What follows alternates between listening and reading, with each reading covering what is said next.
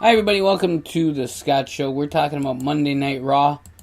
I just wanted to get on here and talk about Monday Night Raw and give you guys the details of what happened, give you guys a little recap.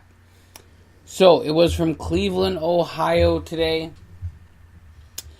There were already matches set up. Ambrose and Joe, Rollins and Sheamus, Roman Reigns and Cesaro with the Intercontinental Championship on the line. Strowman and Kane with the winner facing WWE Universal Champion Brock Lesnar at the Royal Rumble. That's very important because they pushed that all throughout the show. Joe comes out, says he's not impressed with the Shield.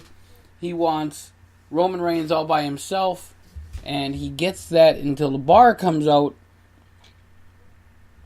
and helps Joe beat up the Shield. So, it was a nice setup. It worked out for him. But at the end of the day, the Shield got beat up, and they still have matches tonight. It's kind of funny because sometimes people get beat up and they're out for like a few weeks. But sometimes they get beat up and they're back, that later on tonight. Bayley and Mickie James versus Mandy Rose and Sonya Deville. Actually, it was... I thought it was Paige. It was Paige and Mandy Rose. Sonya Deville was in the at ringside. Just the site that I have it on had it wrong. But Mandy Rose and Paige won the match. Mandy actually got a pin. So over Mickie James. And Sasha and Bayley check on Mickie while Paige's music plays. Clash of Champions is at Boston this upcoming Sunday, the 17th. They did another Bray Wyatt Matt Hardy thing. Matt Hardy says he's awoken. It's a very interesting thing. I want to see what happens when they finally get in the ring.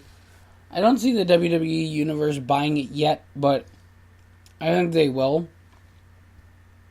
So, we'll see what happens.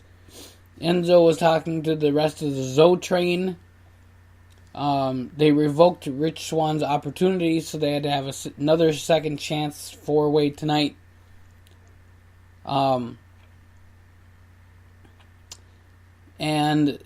Nia Jax was there flirting with Enzo Amore again, so obviously they're going to do something with her.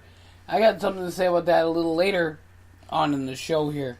But Finn Balor faced off against Curtis Axel. Really weird match there, but Finn Balor wins the match. And then they go to Seth Rollins and Sheamus. Excuse me, folks. Seth Rollins wins that match after Sheamus misses a brogue kick, and Rollins hits a super kick and the big knee for the pin and the win. Rollins recovers, goes back. Dean Ambrose is backstage. Talks to Renee Young. Of course, they're actually married. When they said Dean Ambrose was on his honeymoon, that's who he was on his honeymoon with. The second chance, Fatal 4-Way, Tony Nese, Mustafa Ali, Cedric Alexander, and Daivari. Drew Gulak was out on commentary. Cedric Alexander won the match. He'll face off against Drew Gulak next week.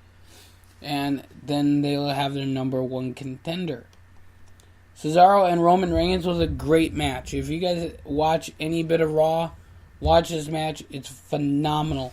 So check it out. Cesaro and Roman Reigns.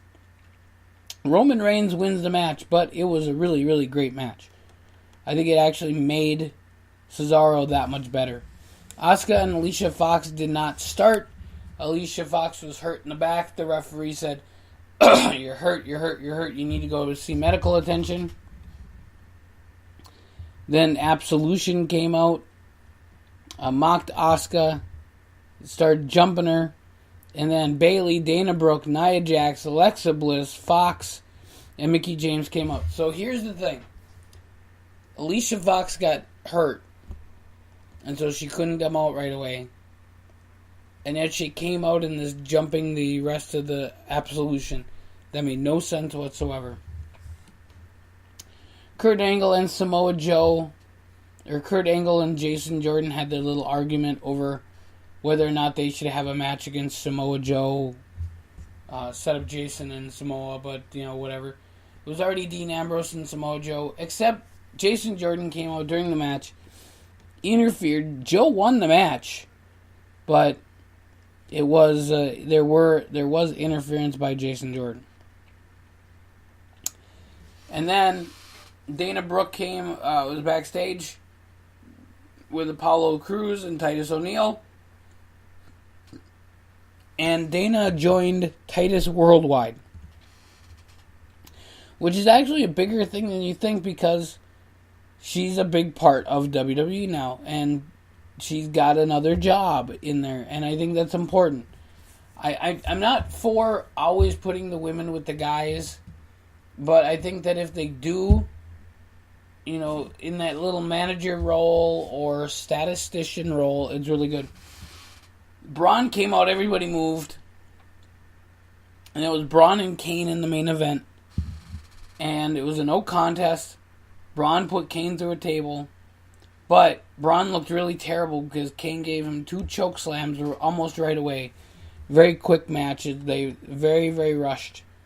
And we will see what happens next on Raw next week. When you see Brock Lesnar come back in Providence for setting up the Royal Rumble. And it will be very interesting. So that was Raw, folks, and I'm sorry my voice got a little hoarse, but hopefully I feel better tomorrow for SmackDown, and of course the Schedule Wake Up Call, 8 o'clock every morning, including tomorrow, even if I sound like an old lady. Whatever works, I'm going to be here tomorrow night. And tomorrow morning. You guys aren't getting rid of me that fast. And we'll see you here real soon on the Scott Show Podcast.